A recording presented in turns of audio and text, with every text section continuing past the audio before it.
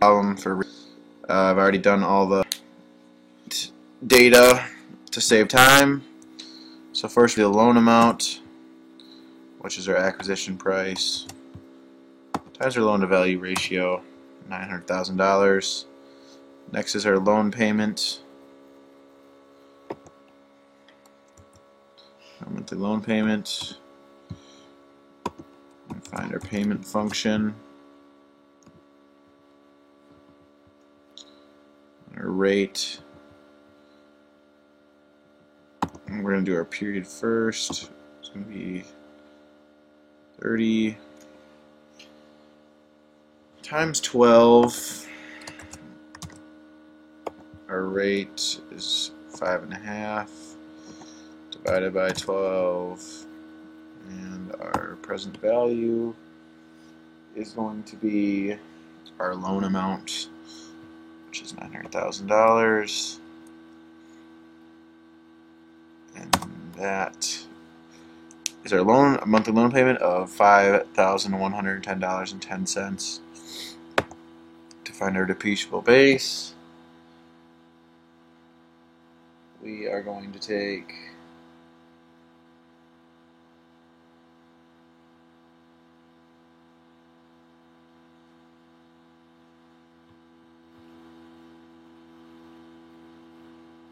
so for depreciable base, we will take 85% times our acquisition price for $1,020,000 onto our potential gross incomes. Year one is equal to the number of units times rent times 12,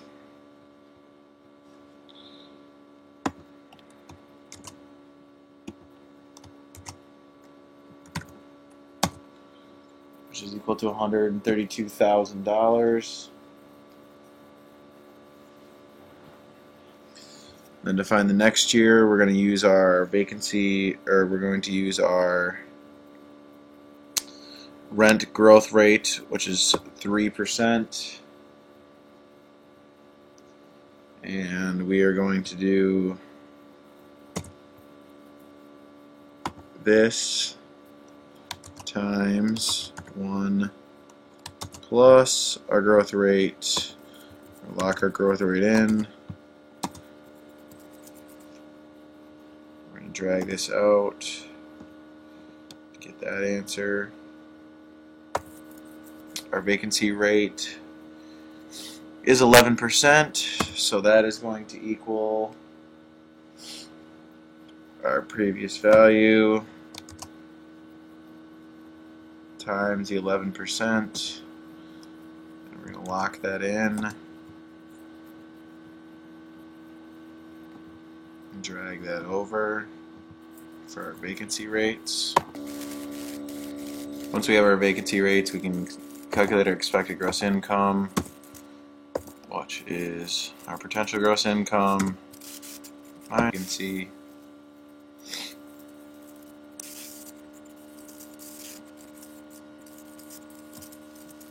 drag it over.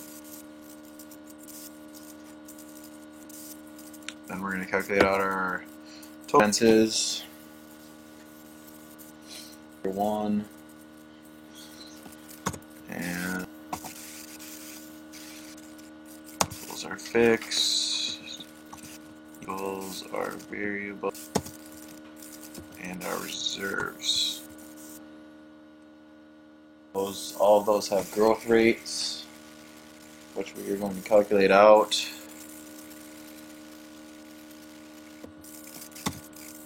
That times parentheses 1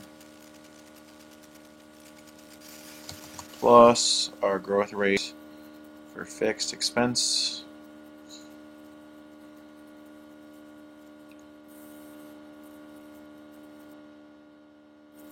value in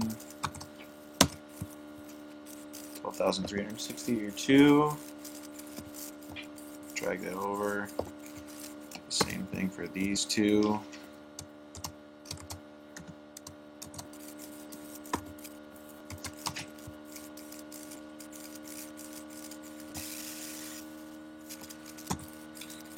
For this reserve growth of 3%.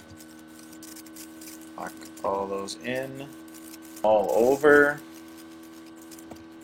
This is equal. Drag that over. Our net operating income is our total operating expenses. Other two answers. Calculated by our monthly income payment. We want to lock that value times 12.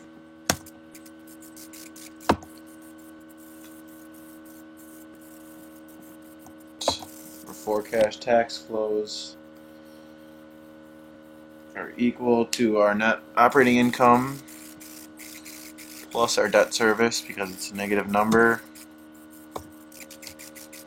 So we'll subtract.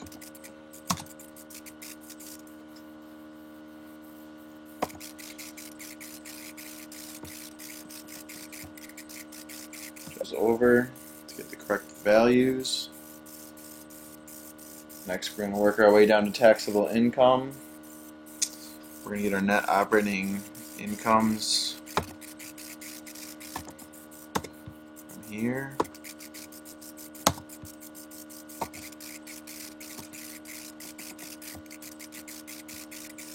Plus our reserve amounts.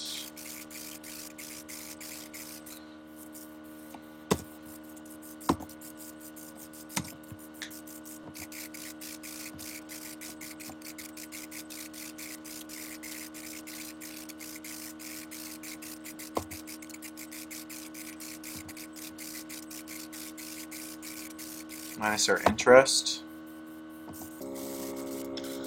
Next, we have to calculate out our interest values, which involves an amortization table. We're going to have to figure out the monthly interest payments and principal payments. Principal amount is equal to $900,000.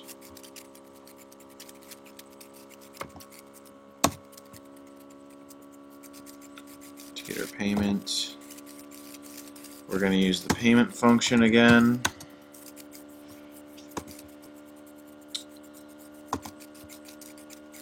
We're going to get our rate. Lock that in. Divided by 12.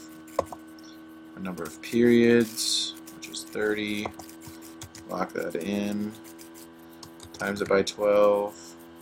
And our present value, which is equal to 900,000. We're going to lock that in. Since we have all those values locked in, we can drag it down to 36 months. Next, we're going to find our interest payments for each month. To find the interest payments for each month, we're going to find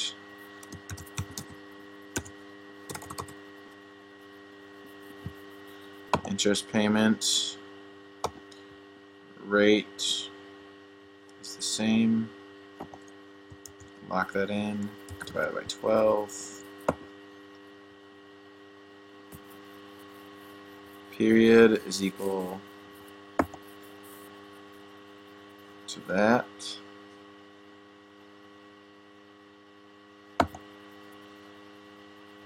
Our number of periods is equal to our 30-year term loan. Lock that in, times 12. And our present value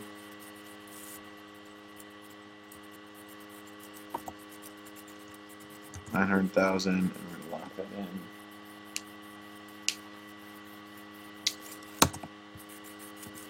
It's our first interest payment. Drag this down. To get our interest payments, to calculate the principal payments now,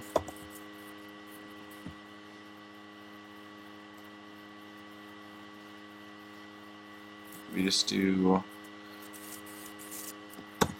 our payment minus the interest. That's our principal payments each month. Drag that down. So we need the interest payments for all of the years, so we're going to sum the interest payments of months 1 through 12. We're going to sum the interest payments 13 through 24. And we're going to sum the interest payments of the last year. And we're going to use these numbers to fill in our interest up here.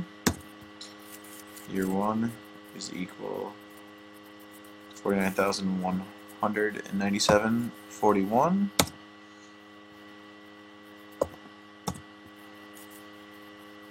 So on and so forth for the next two.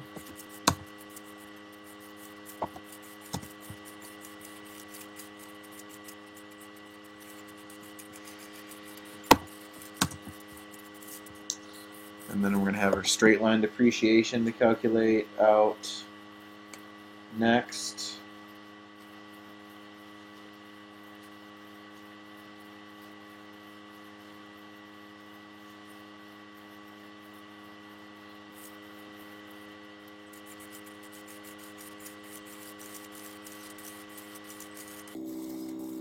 So to get your depreciation, we are going to get the depreciable base.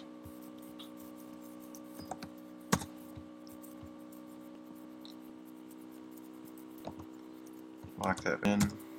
Divide it by the cost recovery period. We want to lock that value in. We want to make that value negative.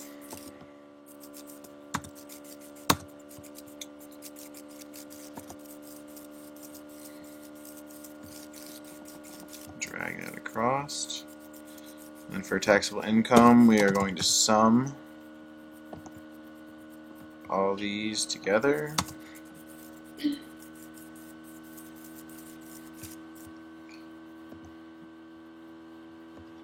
Drag those over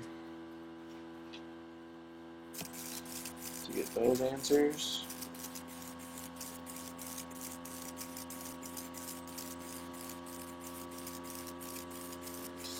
Then we need our before tax cash flows, which is equal to up here. Drag those.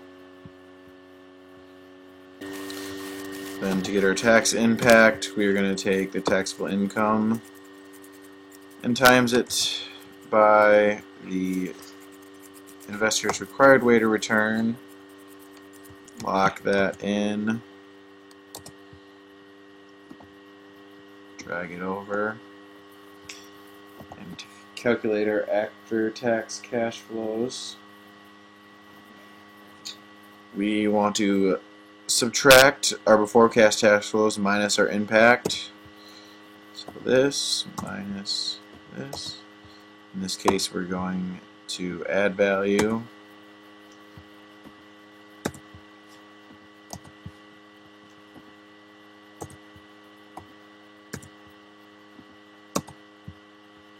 For after-tax cash flows.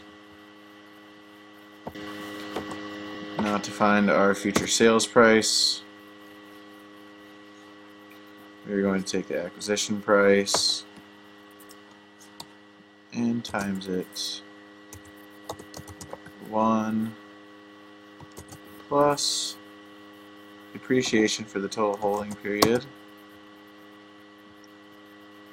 minus those loan costs, just this, times that. And I will continue the rest in the next video.